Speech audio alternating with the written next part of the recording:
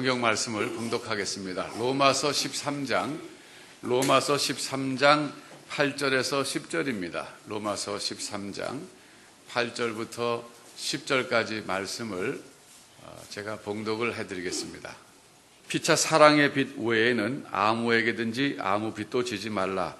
남을 사랑하는 자는 율법을 다 이루었느니라. 간음하지 말라, 살인하지 말라, 도적질하지 말라, 탐내지 말라 한 것과 그 외에 다른 계명이 있을지라도 내 이웃을 내 자신과 같이 사랑하라 하신 그 말씀 가운데 다 들었느니라. 사랑은 이웃에게 악을 행치 아니하나니 그러므로 사랑은 율법의 완성이니라. 아멘. 우리 부엘 찬양대가 한번 깊이 반성을 한 것 같습니다. 어제 보니까 연습하시더라고요, 저녁 때. 그동안에는 사실 시간들이 없으셔가지고 토요일날 연습을 못 하셔서 주일날 아침에 이제 늘 연습을 해서 찬양을 쓰시곤 했는데 지난번에 한번 좀 문제가 생겼잖아요, 자체적으로. 준비가 잘 안 된 거예요. 주일날 하다 보니까 시간이 부족한 거죠. 어떤 곡은 뭐 한 조금 연습하면 되지만 어떤 곡은 또 많이 연습해야 되는데 아마 많이 연습해야 되는 곡을 골리셨던 모양이에요. 그래서 주일날 연습 시간이 짧은 데다가 곡이 어려우니까 준비가 안 돼가지고 화섭 찬송가를 했지 않았습니까? 그래서 그날 이후로 우리 부엘 찬양대가 아마 결심을 한 것 같아요. 이래서는 안 되겠다. 토요일날 시간 내가지고 연습해서 하나님께 좀 더 준비된 찬양 올려드리자. 그러셔서 어제 저녁에 보니까 연습들 하시더라고요. 바쁘신데 나오셔갖고. 그래서 오늘 아주 훨씬 더 이렇게 힘있게 또 자신 있는 게 나타나는 것 같아요. 하나님께 귀한 찬양해 주셔서 감사합니다. 오늘은요, 제가 제목을 좀 이상하게 붙여봤어요. 애들 말처럼 붙여봤어요. 억지로 사랑해야 한다고요? 이렇게 붙였습니다. 오늘 본문 말씀을 보면 이제 사랑이라는 문제를 다루고 있는데, 우리는 어떻게 사랑해야 되느냐? 그렇게 질문하면 억지로라도 사랑해야 됩니다. 제가 이렇게 대답하고 싶었어요. 이제 본문에서부터 이제 말씀을 이제 해석해가지고 우리가 그걸 적용한다 그러면 성경이 말하는 사랑은 어떤 사랑이냐? 안 돼도 억지로라도 해야 되는 사랑이다. 아니, 아이들에게 제가 답변한다면 그렇게 답변해야 되겠다 생각해가지고 제목을 한번 그렇게 붙여봤습니다. 오늘 본문에 석 절밖에 안 되는 짧은데도 불구하고 8절하고 이제 10절 여기서 특별히 흥미있는 말씀을 반복해서 하고 계시는데 사랑하는 자는 율법을 다 이루었다. 그런 말씀하고 계세요. 율법을 다 이루었다. 8절에서는 그렇고 10절에서는 사랑은 율법의 완성입니다. 이런 말씀하고 계세요. 그러니까 율법을 다 이루었다는 말하고 율법의 완성이라고 하는 말은 같은 말이에요. 율법을 다 이루었다. 그런 뜻이에요. 여러분, 구약의 그 모세오경을 비롯해서 하나님이 모세를 통해서 주신 율법의 숫자가 몇 개라고 유대인들이 이해했습니까? 몇 개입니까? 예? 전강생들. 예? 614개입니까? 13개입니까? 13개. 제 기억은 613개로 기억하는데 614개일지도 모르겠어요. 요즘 제 기억력에 제가 자신이 많이 없어졌어요. 뭐 어쨌든 유대인들은 그 모세를 통해서 주신 율법의 숫자를 전부 이렇게 나름대로 분류하면서 세어본 거예요. 그래서 613개다 이렇게 얘기했어요. 614개인지도 모르겠어요. 어쨌든 그랬는데 그거를 다 하나씩 또 거기서 세부 세치까지 또 만들었어요. 예를 들면 안식일에 일하지 말고 하나님 예배하라 그랬으니까 안식일에 일하지 말라는 것을 그 이삭을 비벼 먹는 것도 일이라고 생각한 거예요. 이렇게 배고프다고 요즘 제자들이 길 가다가 이삭을 따가지고 막 비벼 먹었잖아요. 왜 안식일에 하지 못할 일을 하느냐 그랬다고요. 그것도 추수로 본 거예요. 추수로. 이게. 그러니까 예수님께서는 그게 무슨 말이냐? 그건 안식일에 그거는 일하는 게 아니고 배고파서 먹는 건데. 그러시면서 그 안식일의 주인이라고 말씀하시고 그랬는데, 그 다음에 안식일에 여행을 하면 안 된다고 생각했어요. 그래서 안식일에 가기 알맞은 길이란 걸 마련해놨어요. 안식일에 알맞은 길은 대략 한 1마일이 안 돼요. 그러니까 1600m, 1km가 1000m고 1마일이 1600m잖아요. 그 중간쯤 되는 거리를 이 유대인들은 안식일에 가기 알맞은 길로 정했어요. 그래서 안식일날 이렇게 뭐 볼 일 있어서 가는데 1400m 이상 가면 그건 여행한 거예요, 여행한 거. 1300m 이하 가면 괜찮은 거야. 그건 안식일을 안 하는 거야. 그러니까 이 사람들이 율법을 철저하게 지키려고 하다 보니까 막 시행세치까지 만들어가지고 뭐 어디까지 간지 몰라요. 많이 갔어요. 그러니까 그걸 또 다 지켜야지 이제 율법을 지킨다고 생각했는데 굉장히 쉬운 거 아니에요. 근데 참 놀라운 것은 사도 바울께서는 그래요. 내가 율법에 있어서는 흠이 없는 자라 그랬어요. 그렇잖아요. 사도 바울 자기 자신을 소개하면서 내가 참 자랑할 것이 있는데 나는 율법의 의로는 흠이 없는 인생을 살았습니다. 이런 말하고 계세요.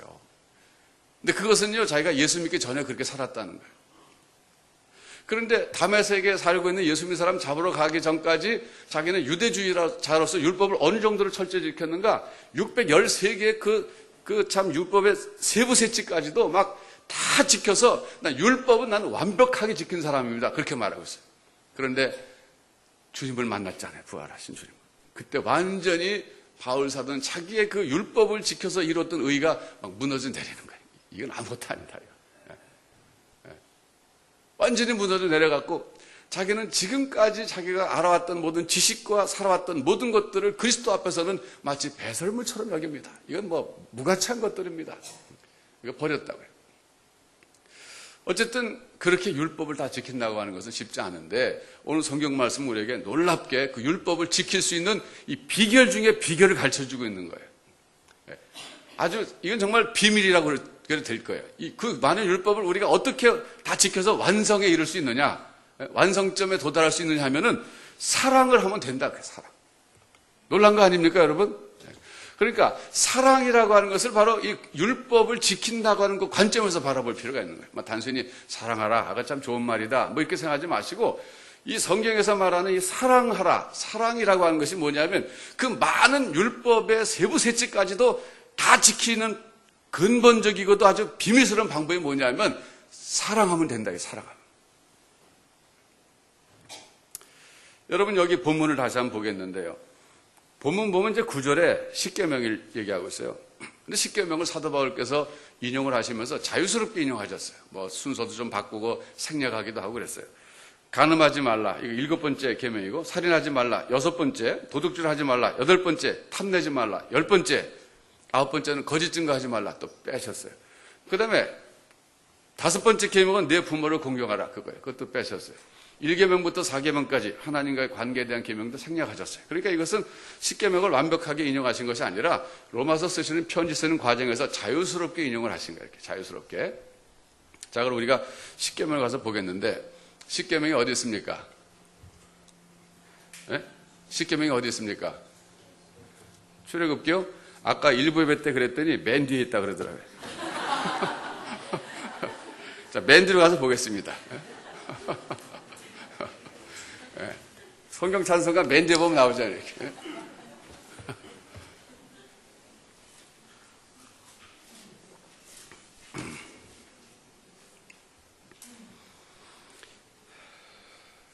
원래 출애굽기 20장에 있는 건데 성경 찬송가 맨 뒤에 있어요. 자, 여기 보면 오늘 십계명을 한번 잠깐 분석해 봅시다. 이 구조를 한번 먼저 분석하는데 어떤 구조로 되어 있냐면 크게 두 부분으로 나눠져 있어요. 1계명부터 4계명까지는 하나님과 관계된 계명이고 5계명부터 10번째 계명까지는 인간과 관계된 계명이에요. 그런데 오늘 하나님과 관계된 계명은 이제 생략하고 5계명 인간과 관계된 계명 가운데 첫 번째가 내 부모를 공경하라 그랬어요.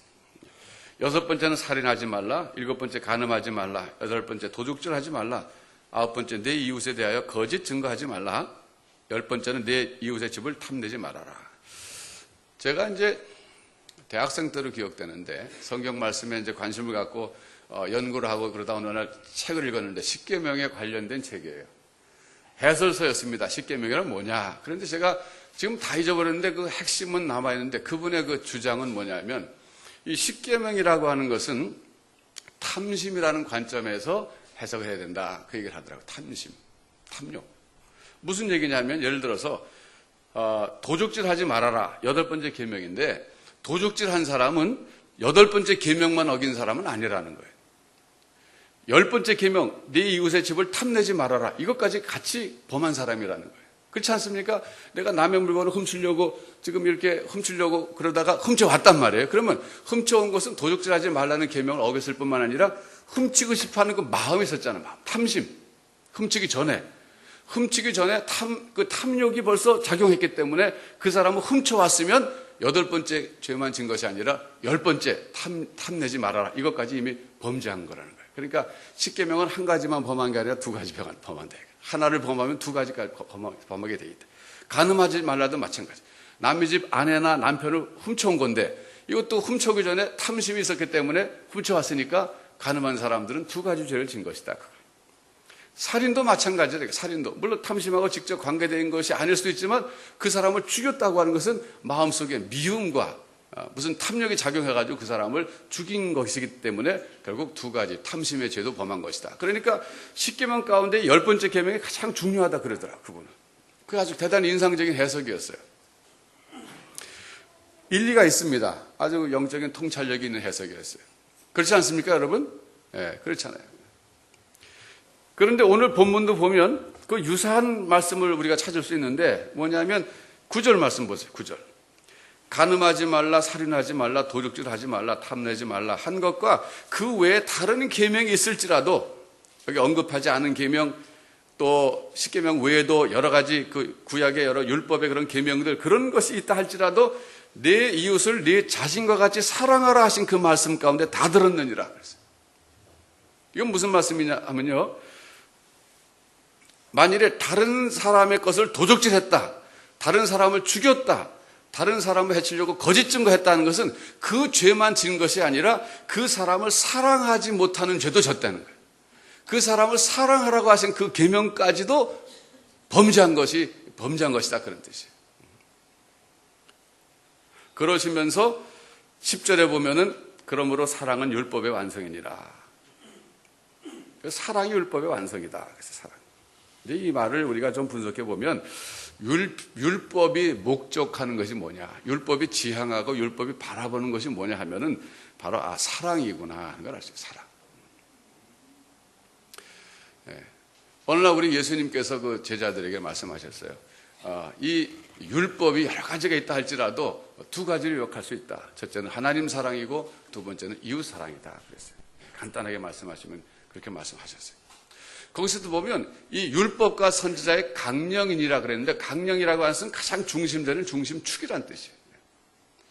그러니까 여러 가지 율법이 613개가 아니라 더 있다 할지라도 그 율법을 2개로 줄이면 내 마음을 다하고 목숨을 다하고 힘을 다해서 주 너의 하나님을 사랑하라. 첫 번째고 2번째는 내 이웃을 내 몸과 같이 사랑하라 하신 말씀에 다 들었느니라. 이 2가지가 율법과 선지자의 강령이니라 그러셨어요. 가장 핵심이다 그런 뜻이 가장 핵심. 그러니까 하나님께서 이스라엘 사람들에게 율법을 주신 목적은 뭐냐면 그거를 완수하는 것을 통해서 결국 사랑이라는 그 놀라운 그 경지에 그 목적지에 도달하라 그런 뜻에서 사랑이라고 하는 것을 목적지로 해서 주셨다는 거예요. 그런 점에서 볼 때 사랑은 율법의 완성이다 그런 뜻입니다. 여러분 오늘 본문에서 왜 사랑은 율법의 완성이라 이 문제를 다루는가 하면은 성화와 관련이 있기 때문에 다루는 거예요. 성화. 로마서 공부를 쭉 우리가 해오고 있지 않습니까? 근데 로마서가 전반부는 칭의고 후반부는 성화고 또 마지막 또 크게 12장부터 16장까지 생활에 대한 거예요. 생활. 근데 지금 생활에 대한 걸 다루고 있어요. 13장이니까 12장부터 16장까지가 생활에 대한 건데 이 생활에 대한 것 가운데서 지금 우리가 생활은 뭐냐면 성화 과정이에요. 그 자체가. 근데 성화 과정에서 우리가 이 사랑을 함으로써 율법을 완성시켜야 될 책임이 있다 그런 뜻입니다.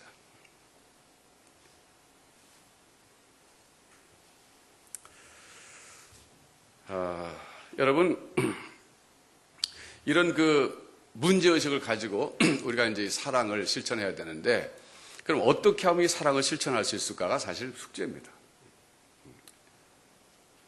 사랑은 율법의 완성이다. 이걸 지식적으로만 깨달아도 이건 미흡한 거예요. 실제로 우리가 사랑을 실천하느냐 못하느냐 이게 중요한 겁니다. 저는 우리 개신교의 약점이 너무 성경 말씀을 지식적으로만 이해하고 거기서 멈추는 거라고 늘 생각해요. 거기서 늘 멈춰요. 좀 더 우리가 그런가? 그럼 그 말씀을 실천을 하고 노력하는 것은 불교도들이나 캐톨릭 교인들에 비해서 훨씬 뒤집니다. 훨씬 뒤져요. 우리는 하나님의 은혜라는 걸 깨달았어요. 그건 참 귀한 깨달음이에요. 그건 진리를 깨달은 겁니다. 우리가 구원받는 거, 하나님의 은혜로 구원받은 거고, 인생을 살아도 우리가 하나님의 은혜로 사는 거, 이거 깨달은 거 대단한 건데, 너무 은혜만을 생각하고 우리가 해야 될 의무를 좀 소홀히 하는 경향이 없지 않아 있어요. 이게 배워도 잘못 배워서 그런 거예요. 제대로 배운 사람은 그렇게 하지 않습니다. 그래서 문제는 이렇게 서로 사랑해야 된다. 사랑은 율법의 완성이다. 이걸 지식적으로 깨닫고서 멈추면 그거는 진정한 공부가 아니에요. 거기서 굳힌 거예요. 그러니까 우리가 실천해야 되는데 어떻게 실천해야 되느냐? 자, 우선 성경이 말하는 사랑의 어떤 그 본질, 그 성격이 뭔가 그거부터 한번 제가 규명을 해야 되겠는데, 성경을 연구해 보면 성경이 말하는 사랑은 감정적 사랑이 아니라 의지적 사랑이다 하는 걸 알 수 있어요. 이게 대단히 중요한 단어입니다. 흔히 우리가 그 대중가요나 유행가나 요즘 젊은 사람들이 부르는 노래든 뭐 옛날에 트로트든 어쨌든 그런 노래 분석해 보면 사랑을 노래하는데, 거기서 말하는 사랑은요 대부분이 이건 감정적인 사랑입니다. 남자 여자가 만나가지고 서로 연애하고 사랑할 때는 그건 감정적인 사랑이 강한 칙이에요. 그러다가 이제 점점 해서 이제 결혼하게 되고 살다 보면 이 감정적인 사랑으로는 유지가 되지 않습니다. 그때는 어떤 사랑입니까?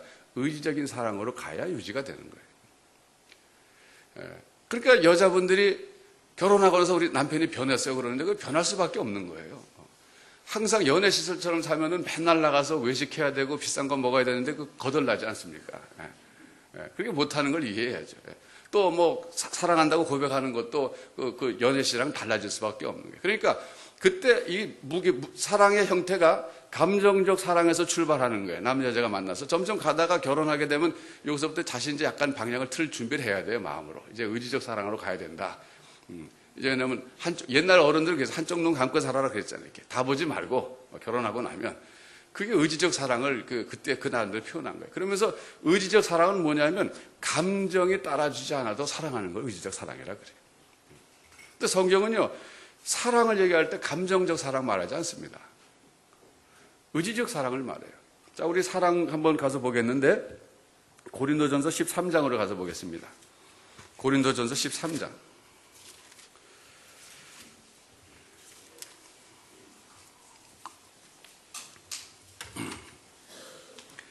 고린도전서 13장 4절부터 7절까지가 사랑에 대해서 잘 알려진 성경 구절인데 뭐 집에 써놓은 사람도 있을 거고 아까 우리 찬양팀이 또 이걸 가사로 해서 곡을 붙인 걸 우리가 같이 불렀어요.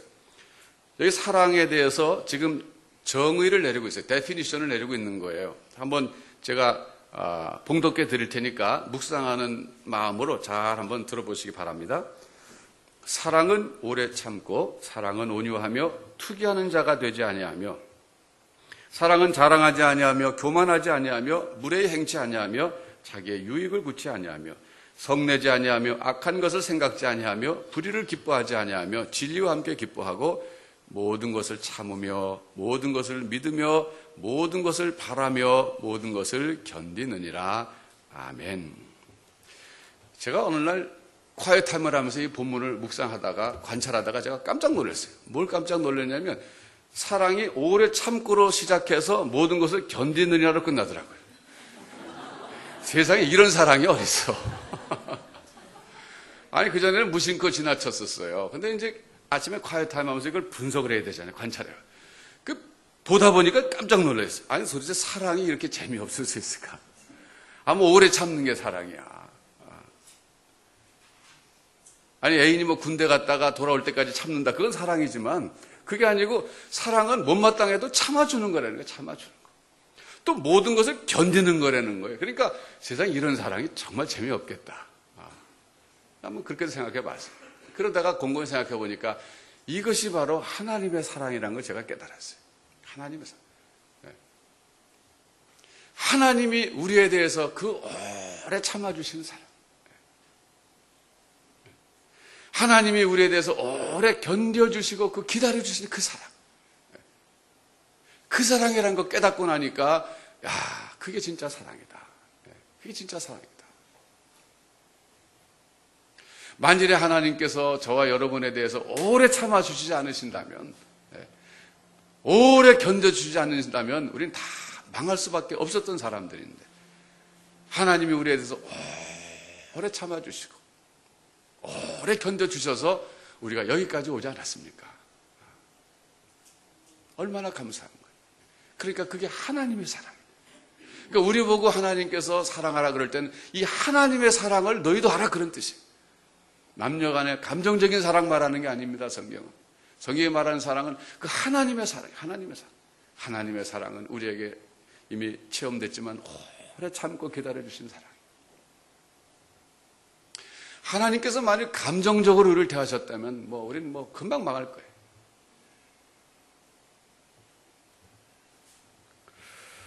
여러분, 그래서 이 사랑이라고 하는 것이 성경 말씀에서 이렇게 얘기할 때는 이 감정적 사랑보다는 의지적 사랑을 말씀하고 계시는데, 왜 그렇습니까? 감정적인 사랑만 하라 그러면 이 세상에서 정말 사랑할 사람 별로 없기 때문에 그래요.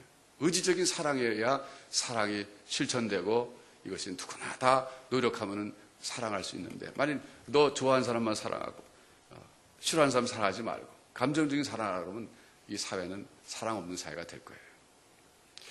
여러분, 성경 구절을 가서 한번 봅시다. 우리 하나님의 사랑이 어떤 사랑인가 다시 한번 좀 봅시다. 우리 그걸 배워야 되는데 마태복음 5장에 있어요. 마태복음 5장.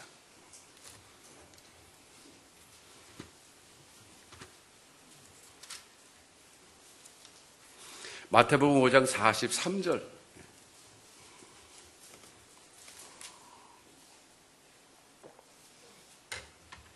(43절부터) (48절까지인데요) 여러분 여기 한번 또 보십시다. 여기서도 이 사랑의 문제를 다루고 있는 거예요. 주님께서 산상수훈에서 사랑의 문제를 다루고 계시는데, 또 내 이웃을 사랑하고 내 원수를 미워하라 하였다는 것을 너희가 들었으나 나는 너희에게 이르노니 너희 원수를 사랑하며 너희를 핍박하는 자를 위하여 기도하라.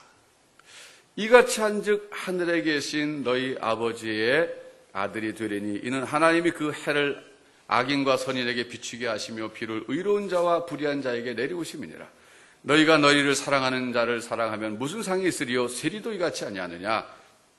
또 너희가 너희 형제에게만 무난하면 남보다 더하는 것이 무엇이냐? 이방인들도 이같이 아니하느냐? 그러므로 하늘에 계신 너희 아버지의 온전하심과 같이 너희도 온전하라. 아멘. 여기 좀 우리가 이제 해석을 하겠는데요. 43절에 내 이웃을 사랑하고 내 원수를 미워하라 하였다는 것을 너희가 들었으나, 이건 뭐냐면요, 예수님 당시에 그 사람들이 유대 랍비들로부터 너희가 이렇게 들었다는 거예요.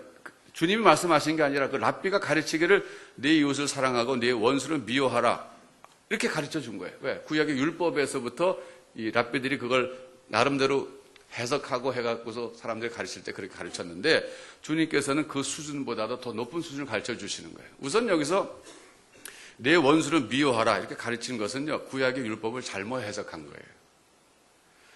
구약에서도 원수를 사랑하라 그랬지 원수를 미워하라 그러지는 않습니다. 전체적으로 보면. 다만 이에는 이로 눈에는 눈으로 이렇게 가르쳐 주고 있어요. 근데 잘못 생각하면 그 말씀을 이에는 이로 눈으로라는 말씀을 원수를 미워하라는 말씀으로 해석할 수 있는 건 잘못 해석한 거예요. 여러분 이제 많이 들어서 아시겠습니다만은 이에는 이로 눈으로는 왜 그게 뭡니까? 그게 원수 갚아라 그게 아니잖아요. 원수를 갚되 정말 정확하게 꼭 갚을 만큼만 갚아라 그런 뜻이에요. 어떤 사람이 주먹으로 날 때려갖고 한쪽 눈이 멍들었어요. 시퍼렇게. 그럼 어떻게 된다는 얘기예요? 그 멍든 그만큼만 한쪽 눈만 정확하게 잘 계산해가지고 그 한쪽 눈만 잘 이렇게 계산해서 그만큼만 딱 해야지, 화가 난다고 막 두 쪽 눈을 이렇게 멍들게 하면 안 된다 그게. 예? 눈에는 한눈에는 한눈으로 이런 뜻이라고요 그게. 예?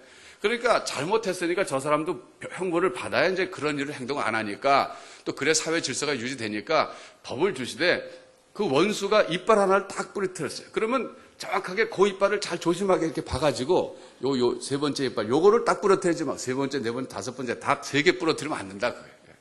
그러니까 우리 하나님께서 모세를 통해서 그 이는 이로 눈은 눈으로 그 율법 주실 때는 원수는 갚아라, 미워하라, 그게 아니라 원수를 갚되 조심해서 지나치지 않게 사회 질서를 유지하기 위해서예요. 그러니까 그 수준에서 갚아라 한 거기 때문에 이게 원수를 미워하라 그런 것이 아닙니다. 근데 이제 유대교에서 이 율법을 해석할 때 그건 원수는 미워하라 이렇게 본 거예요. 그렇지 않다 이거예요. 그러면서 주님이 그 배웠는데 너희가 그거 잘못 배웠다 이게. 그게 아니고 나는 너희에게 이르노니 너희 원수를 사랑하며 너희를 핍박하는 자를 위하여 기도하라. 원수를 사랑하라 그러셨어요. 근데 원수를 사랑하게 되면 45절에 보면 이같이 한즉 그랬습니다. 무슨 얘기입니까? 원수를 위해서 원수를 사랑하고 원수를 위해서 기도해 준즉 그렇게 하면 그런지 그렇게 하면 하늘에 계신 너희 아버지 아들이 된다 그랬어요. 이 놀라운 얘기예요. 그렇게 사는 사람이 하나님의 아들이 된다 그랬어요. 이런 말씀 드리면 이제 당장 우리 개신교인들은 뭘 생각합니까? 믿음으로 의롭다움을 받는데 하나님의 자녀가 되는 것은 주님을 영접함으로 되는데 무슨 그렇게 살아야 된다고 이거 좀 이상한 거 아닌가? 보니까 예수님 말씀이네. 잘못됐다 그럴 수도 없고 만일에 이게 어떤 다른 책 성경 아니고 다른 책 저작을 쓰면 이거 비성경적이다 틀렸다. 무슨 행위로 구원받아 믿음으로 구원받지 이렇게 거버릴 거예요. 그러나 주님이 하실 말씀이니까 이게 심오한 뜻이 있지 않겠습니까? 이게 무슨 뜻입니까? 예수님의 말씀이 이게 믿음으로 의롭다움을 받는다는 것을 뒤집는 말씀은 아니에요. 이것은 우리가 이미 믿음으로 의롭다움을 받고 주님을 영접함으로 하나님의 자녀가 됐기 때문에 이제는 우리가 이렇게 살아야 된다. 예수 믿기 전에는 이렇게 살고 싶어도 사실은 마음은 있었지만 살 수 있는 능력은 없었어요. 왜? 우리 속에 성령께서 안 계셨기 때문에. 이렇게 원수를 사랑하려고 노력해도 힘이 밀어주지 못했지만 이제는 성령께서 내주하시면서 우리를 도와주시고 이끌어 가시기 때문에 이제 성령께 순종하기만 하면 이렇게 살 수 있다는 거예요.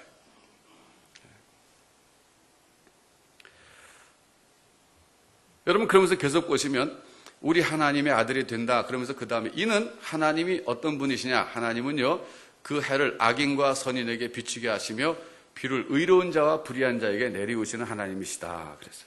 이게 무슨 얘기예요? 여기서 말하는 악인은 어떤 사람입니까? 하나님을 모르는 사람이에요. 하나님을 무시하는 사람이에요. 하나님이 없다 그런 사람이에요. 심지어 하나님을 모욕하는 사람이에요. 그래도 하나님께서는 그 사람 밭에다가 논에다가 해도 주시고 비도 주신다. 그 다음에 하나님은 비를 주시는데 의로운 자와 불의한 자에게 내리우신다. 하나님을 거역하고 불순종하고 의도적으로 하나님을 저주하고 이런 사람이라 할지라도 그 사람 밭에도 논에도 해와 비를 주시는 그 하나님이시다. 그러시면서 48절에 그러므로 하늘에 계신 너희의 아버지의 온전하신 것 같이 너희도 온전하라. 그래서 하나님의 온전성, 하나님의 온전하심이 무슨 뜻이냐면 여기서는요 이 불의한 사람이나 의로운 사람이나 악인이나 선인에게 특별히 악인과 불의한 사람의 밭과 논에도 때를 따라서 햇빛을 주시고 비를 주시는 그 하나님의 그 행위가 하나님의 온전하심이다. 하나님의 온전하심. 편파적이지 아니다.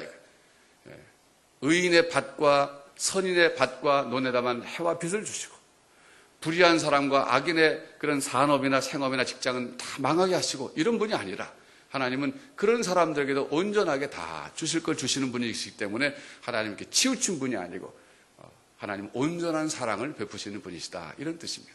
그러시면서 우리도 너희도 하늘에 계신 하나님의 아들일처럼 돼야 된다.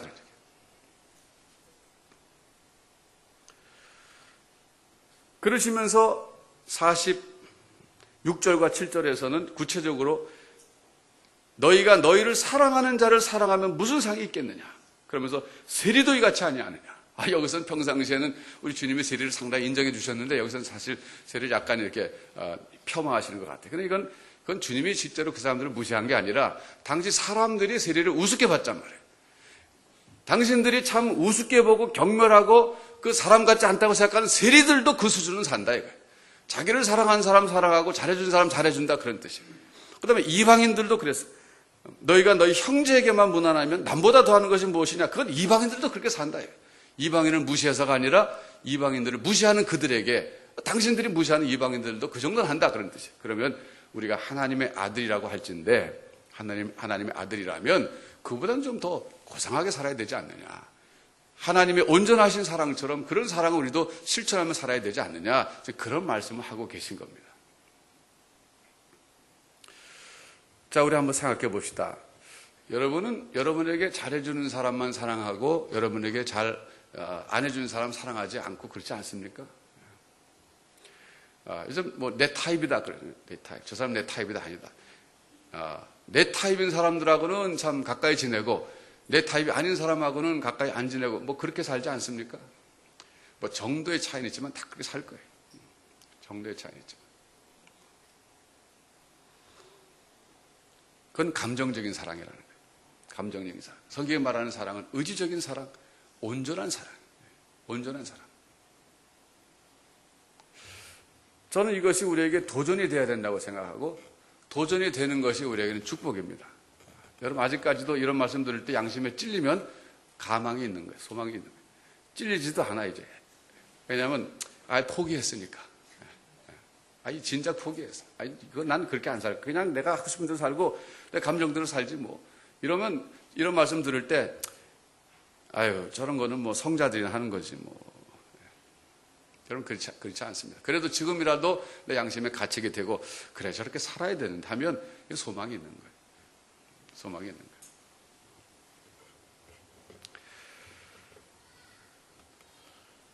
사도 바울께서 그러셨어요. 나는 내 자신을 쳐서 복종시킵니다. 그랬어요. 자, 여러분 고린도전서 9장 27절로 가서 한번 보겠습니다. 고린도전서 9장 27절.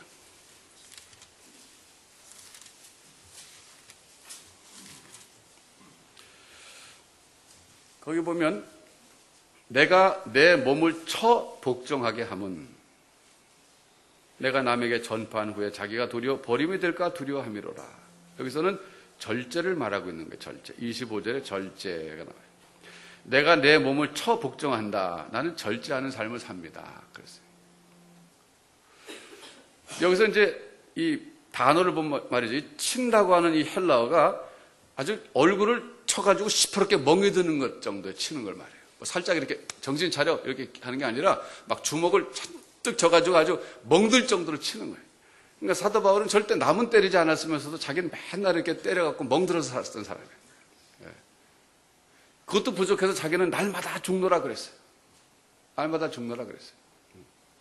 자기를 치는 정도가 아니라 너무 쳐가지고 죽은 거예요. 그래서 죽었다는 것은 예수님과 함께 십자가에 못 박혀서 죽었다. 그렇게 말씀하신 거죠. 저는 오늘 같이 이런 말씀 들을 때 우리가 좀 더 자기 자신의 수양 생활, 다른 종교에서는 수행 그런 말도 쓰고 그러는데 우리는 경건 생활이라는 말 써요. 기독교는 경건 생활을 좀 돌아보는 시간이 되면 좋겠어요. 여러분 이제 아까 그 마태복음을 찾아봤는데 우리 주님께서 의미심장을 말씀하셨어요. 다시 한번 보세요. 아마 눈여겨보신 분도 아실 텐데 마태복음 5장에 가서 보시면 그 원수를 사랑하라는 그 말씀 속에서 아주 기가 막힌 그 한마디를 쓱 지나치면서 하시고 계시는데 44절에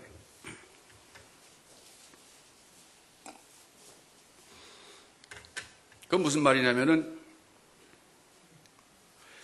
나는 너희에게 이르노니 너희 원수를 사랑하며 너희를 핍박하는 자를 위하여 기도하라. 그랬어요. 기도하라. 성경은요, 평행법을 많이 써요. 평행법. 평행법이 뭐냐면 똑같은 내용을 똑같은 말로 반복하면 재미없으니까 똑같은 내용을 다른 말로 표현해서 반복하는 걸 평행법이라 그러는데 여기 좀 평행법을 쓰고 계신 거예요. 너희 원수를 사랑하는 거하고 원수가 여기서는 너희 원수를 위하여 기도하라 하면 재미가 없잖아요. 그러니까 핍박하는 사람을 살짝 바꿨어요. 너희 원수나 너희를 핍박하는 사람이나 동일 인물이에요. 너희 원수, 너희 핍박하는 사람을 한 번은 사랑하라 그랬고 두 번째는 기도하라 그랬어요. 위에서.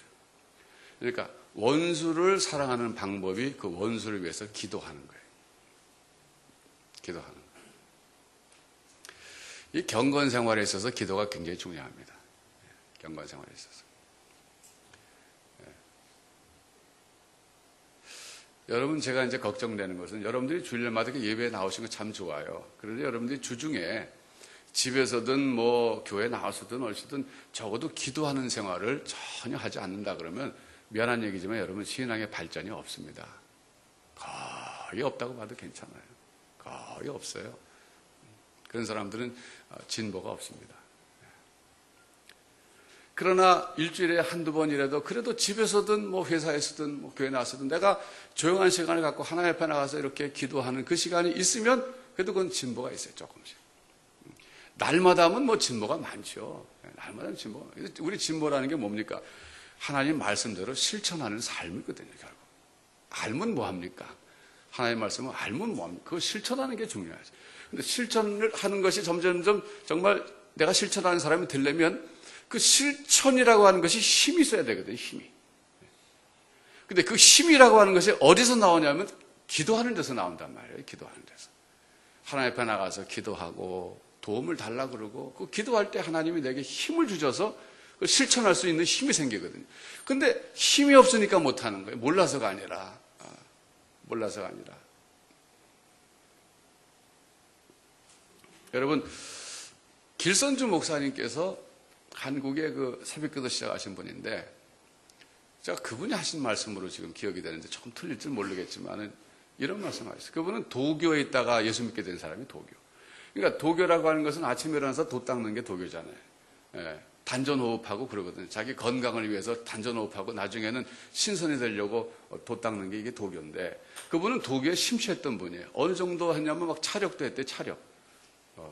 저는 차력 그러면 옛날에 어렸을 때 길거리 가다가 약장수들이 했던 그 차력 생각나는데 그 이미지가 별로 안 좋아요. 그 길선주 목사님이 그런 거 했다는 건 아닌 것 같은데.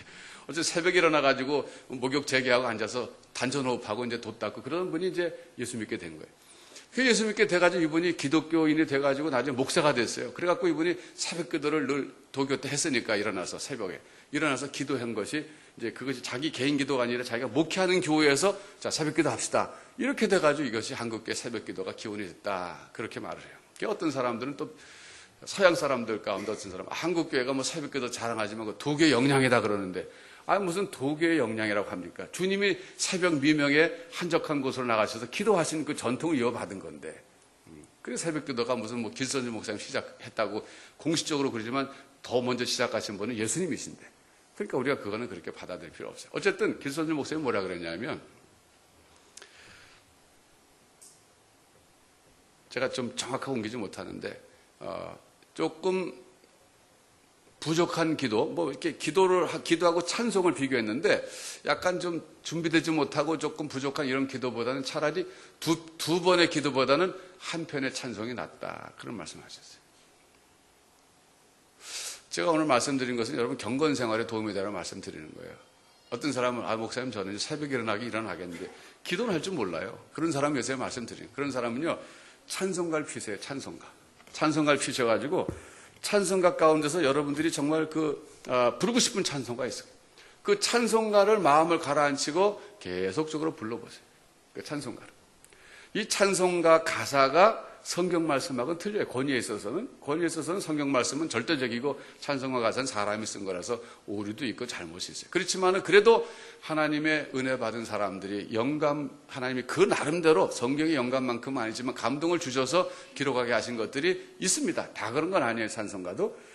그런 것들을 그분이 그 수준에서 찬송가 작사한 사람들의 그 영적 수준이 상당히 높은 사람들이 많습니다. 그분들이 그 수준에서 깨달은 것을 가사로 표현한 거기 때문에 우리같이 부족한 사람들이 그 찬송가를 몇 번 자꾸 부르다 보면 그 뜻을 깨닫게 되고 그 고백이 나의 고백이 되는 거예요. 그게 내 기도가 되는 거예요. 그러면. 그래서 우리 어렸을 때 새벽기도 나가보면요. 어른들이 이제 새벽기도 끝나고 개인 기도할 때 보면 어떤 분들은 계속 찬송을 부르시는데 옆에서 기도하는데 그분이 찬송 부르는데 그 찬송이 거슬리지가 않아요. 왜? 깊은 영적인 그 마음 깔아앉힌 자리에서 그분이 정말 기도하는 자세로 찬송을 하기 때문에 그것이 나에게도 은혜가 되는 거예요. 근데 막 소리만 막 지르는 찬송은 은혜가 안 돼요. 마음을 가라앉히고 고요히 하는 그런 찬송들은 본인에도 은혜가 되지만 주변 사람에도 은혜가 되는 거예요. 그 기억이 나요. 그러니까 여러분 제가 말씀드리는 것은 우리가 원수도 사랑해야 돼요. 아닌 말로. 나를 미워하는 사람 사랑해야 되는데 그게 의지적인 사랑인데 그 의지적이다 할 때 그 의지에는 힘이 포함된 거예요. 힘이 없으면 의지가 발동을 안 하는 거예요. 근데 그 힘이 어디서 나오냐 그거예요. 그것은 경건 생활에서 나온다 그거예요. 그거는. 기도할 때 나온다. 기도할 때. 여러분 이제 기도 그 법정 스님의 이 다큐멘터리를 제가 봤어요. 그분이 이제 강원도 오대산 근처에서 사셨더군요. 나중에 화면에 잘 소개가 안 되다가 돌아가신 다음에 이제 잠깐 보여주더라고요. 제가 그분이 살던 집이 늘 궁금해서 어디서 사셨나 그 양반은. 그래서 그랬더니 그분이 혼자 농가주택 허름한 걸 갖다가 개조해 사셨다고 그랬는데 제가 잠깐 보여줘서 봤어요. 근데 보는데 그 한쪽 그 집이 있고 그 한쪽에 토구를 만들어 놓으셨어요. 황토방으로. 근데 거기에 입구에 뭐라고 썼냐면 기도하라 이렇게 써놨더라고요. 기도하라. 근데 이제 제가 알기로 불교는 기도보다는 사실 선을 많이 하는 종교예요. 선. 근데 선이라고 하는 것은 뭐냐면 자기 내면의 세계로 들어가는 겁니다. 기도는 뭐냐면 하나님과 교제하는 거예요. 자기 밖에 있는 하나님과 교제하는 거예요. 교제. 불교에서 그 선을 한다는 것은 기도가 아닙니다. 천지신명께 기도하고 이렇게 여러 신에 기도하지만 그 기도보다는 가치를 더 높은 가치를 둬요. 일반 불자들은 이제 선을 잘 못하니까 그저 기도하라 그러죠. 탑도 돌고 이게 다 기도라 그러는데. 근데 어쨌든 간에 선이라고 하는 것은 자기 내면의 세계로 들어가서 진정한 자기를 찾는 거라 그래요. 근데 저는 그렇게 생각해요. 진정한 자기를 찾으면 정말 찾은 사람은 죄인인 자기를 찾아야 된다고 봐요. 자기 속을 들여다봤을 때 자기 속을 제대로 들여다본 사람은 그 부패한 인간성밖에 없단 말이에요. 거기. 그러니까 주님이 그랬거든요. 심령이 가난한 자가 복이 있다. 그랬어요. 심령이 가난하다는 것은 마음속에 들여다봤더니 자기 속에는 아무것도 없다는 걸 본 사람이에요. 그래서 애통하는 사람이 거기서. 그래서 울다 보니까 마음이 온유해진 사람이고 그리고 의에 줄이고 목마른 사람이란 말이에요. 자기 속에 의가 없다는 걸 알았어요. 그러니까 심령이 가난하다는 것은 자기 속에 내면의 세계를 들여다봤더니 아무것도 없고 죄성밖에 없고 자기 속에 의가 없다는 것을 봤기 때문에 그래서 하나님 앞에 나가서 애통하면서 십자가에 무릎 꿇는 사람이 심령이 가난한 사람이고 복 있는 사람인데 제가 생각할 때는 그렇습니다. 그런데 불가에서는 자기 속에 들여다보면 거기는 공이라고 해요. 공. 거기서 말하는 공자는 이제 비었다는 뜻은 아니고 좀 복잡하게 말하는데 저는 잘 이해가 안 되더라고요. 공은 공인데 왜 자꾸 공이 아니라 그럴까? 성철 스님도 깨닫고 나서는 산은 산이고 물은 물이다 그러셨다 그러던데 그게 실제가 있는 게 실제지 왜 없는 게 실제라 그래요. 저는 그렇게 생각해요. 공은 공이에요. 근데 진짜 자기 내면의 세계를 들여다본 사람은 그 속에 죄성의 죄인인 자기를 봐야 되는 거예요. 그게 하나님의 은혜예요. 아무리 좌선을 30년, 100년 해도 자기 속에 들여다봤는데 자기가 죄인인 걸 못 본 사람은 그 헛공부한 거라고 저는 생각해요. 그래서 자기 속에 들여다보고서는 하나님 앞에 나가서 십자가 밑에 나가서 무릎 꿇고 십자가를 의지하게 되는 거예요. 내 속에는 아무것도 없고 내 힘으로서는 의로워질 수 없고 구원받을 수 없으니까 나를 위해서 십자가에서 피 흘리신 주님만을 제가 바라봅니다. 그래서 그러셨잖아요. 주님이 내가 곧 길이요 진리요 생명이니 나로 말미암지 않고는 아버지께로 올 자가 없느니라 그랬어요. 자기가 아무리 자기 세계 속으로 들어가도 하나님 못 만난다 그거예요. 예수 그리스도를 통해서 하나님께 갈 수 있다 그런 얘기예요. 제가 무슨 얘기를 말씀드리냐면요. 기도라는 것은 자기 내면의 세계 속으로 들어가는 게 아니라 하나님과 교제하는 거예요. 주님 십자가 의지하고 하나님 앞에 나가서 나로 말미암지 않고는 아버지께로 올 자가 없느니라. 내가 어떻게 감히 하나님 아버지 앞에 나가서 기도할 수 있습니까? 어떻게 그 앞에 나갈 수 있어요? 예수 그리스도를 의지하고 나가는 거예요. 나가서 거기서 내가 기도하는 거예요. 하나님께. 하나님, 내가 아무 개를 도저히 사랑할 수 없습니다. 원수를 사랑하며 너를 핍박하는 자를 위하여 기도하라 그러셨기 때문에 기도합니다. 하나님, 제 마음을 다스려 주시옵소서. 그를 사랑하게 하시고 그를 용서하게 하시고 그를 품게 해 주옵소서. 그렇게 간절히 눈물을 흘리며 기도할 때 하나님께서 힘을 주셔서 그 사람을 사랑할 수 있게 되는 거예요. 그 사람을 용서할 수 있게 되는 거예요. 여러분, 우리가 몰라서 사랑하지 못하는 게 아니고 용서하지 못하는 게 아니라 사랑할 힘이 없어서 못 사랑하는 것이고 용서할 힘이 없어서 용서 못하는 건데 그 힘이 어디서 나오느냐? 하나님 앞에 나가서 기도하면서 하나님이여 나를 불쌍히 여겨주시고 나에게 힘을 주시옵소서. 그럴 때 하나님께서 내게 힘을 주셔서 내가 그걸 할 수 있게 되는 거란 말이에요.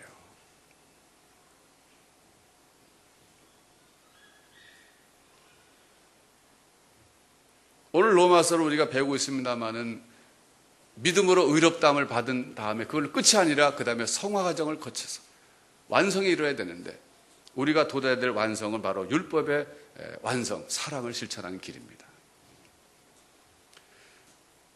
전에도 말씀드렸지만은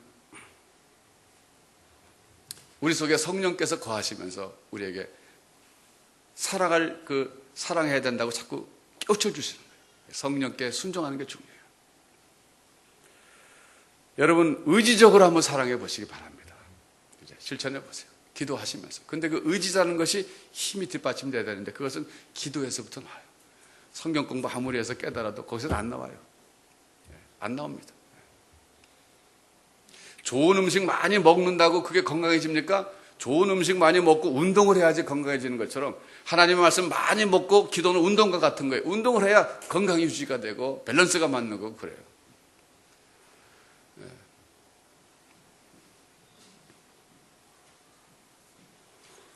여러분 하나님께서 왜 우리 보고 이렇게 사랑을 자꾸 하라 그러시는지 아세요? 이거 우리 번거롭게 하려고 그런 거 아닙니다. 우리의 행복을 위해서 그러는 거예요. 행복을 위해서. 여러분 정말 행복하고 싶으십니까? 정말 행복하고 싶다면은 여러분 주변에는 모든 사람들하고 사랑하는 관계를 유지하고 살아가시는 것이 가장 행복한 길이에요. 여러분 정말 난 정말 불행해 보고 싶다 그러면 옆에 있는 사람들 한번 미워해 보고 싶으시죠. 오늘부터. 다 미워해 보세요. 그럼 금방 불행해집니다. 잠언에서도 말하잖아요. 집에 육선이 가득하고 다투는 것보다 채소하고 물 마시면서 초가삼간 사는 게 낫다 그러잖아요. 사실 그게 건강식은 건강식이죠. 요즘에. 그게 뭐예요? 관계의 중요성이에요. 성경이 말하는 행복은 소유에 있지 않고 행복은 관계에 있습니다. 평범한 얘기지만 정말 진리예요. 요즘도 재벌가에서 많은 사람들이 서로 싸우잖아요. 북한의 후계자 문제 놓고도 왕자의 날이 일어날지 모른다고 두려워하잖아요. 그게 뭐예요? 그 소유해야, 권력을 소유해야 행복할 수 있다 그러는데 아니에요. 돈 많이 가진 사람들은 서로 막 더 갖겠다고 싸우니까 그 집안에서 자손들이 싸우지 않는 집안이 드물 정도에 돈 없는 집안은요, 안 싸웁니다, 절대. 싸울 이유가 없잖아요, 돈이 없으니까. 오히려 부모님에게 형제마다 더 잘하려고 그러잖아요. 그 집안이 행복한 거예요. 돈 많은 집은 서로 갖겠다고 싸우는 거예요. 그러니까 행복이 소유에 있지 않습니다. 행복은 관계에 있어요. 하나님과의 나의 관계가 화목된 관계. 이게 되고 내 옆에 있는 사람들과 화목된 관계가 유지될 때 정말 인생은 행복한 거예요. 여러분 오늘부터 한번 집에 가셔서 이 사랑을 실천하시는데 여러분 힘만 갖고 도저히 안 됩니다. 그러니까 아침에 꼭 찬송을 한 장을 정해가지고 계속 한 3번 반복해서 부르시고 출근하시든가 아니면 그 시간에 나는 기도하겠다면 기도하시든가 아니면 새벽에 일어나서 내가 기도하겠다면 기도하시든가 해서 하루를 출발하기 전에 한 5분도 좋고 10분도 좋으니까 마음을 가라앉히고 조용한 시간을 가지시면서 찬송을 하시든지 기도를 하시든지 성경 말씀을 읽으시면서 마음을 다스리시든지 그렇게 기도하고 하나님 앞에 은혜를 구하고 그리고 출발하시기 바랍니다. 그것이 여러분들 하루하루의 삶을 윤택하게 해주고 행복하게 해주시고 좋은 인간관계를 만들어주는 그런 비결 중에 비결이에요. 네. 그런 힘을 받을 때 회사에 나가서 직장 동료들하고도 웃는 얼굴로 대할 수 있고 싸우지 않고 그러니까 얼마나 그 사람이 인기가 좋겠습니까? 그런데 그러지 못한 사람은 만나는 사람마다 언제나 싸울 준비가 된 것처럼 살면은 아주 불행한 인생을 살게 돼요. 그러니까 여러분 그렇게 해보십시다. 사랑은 율법의 완성인데 진정한 인생의 성공은요, 저는 그렇게 생각해요. 하나님의 온전하심 같이 온전한 사람이 되는 것이 진정한 인생의 성공이라고 저는 믿습니다. 대통령이 되면 뭐합니까? 재벌이 되면 뭐합니까? 사회적으로 업적은 많이 남길지 모르지만 자기 완성은 못하고 가는 거잖아요. 성경이 말하는 자기 완성은 사랑은 율법의 완성이다. 사랑을 실천하는 사람. 하나님의 온전하신 같이 온전한 사랑을 실천하는 사람이 완성된 사람이에요. 그런 것이 인생의 진정한 성공이 아니겠습니까? 건강을 잃어버리고 재물을 잃어버리고 권력을 잃어버리고 가진 명예를 잃어버려도 자기는 잃어버리지 않을 수 있는 거예요. 그러니까 자기가 하나님 앞에서 나도 하나님의 온전하심 같이 악인에게도 잘해주시고 불의한 자에게도 잘해주신 그 하나님의 온전하신 그 사랑을 나도 평생 동안 한번 꼭 이루고 거기까지 가고 주님 만나겠다 결심하시고 가면 어떤 상황에서라 할지라도 그건 뺏기지 않아요. 그건 꼭 성공하시기 바랍니다. 그 사랑 앞에 그 완성된 인격을 하나님의 은혜로 제가 인생을 살다 여기 왔습니다. 그리고 드리고 제물로 드릴 때 하나님이 기뻐 받으실 줄로 믿습니다. 기도하겠습니다.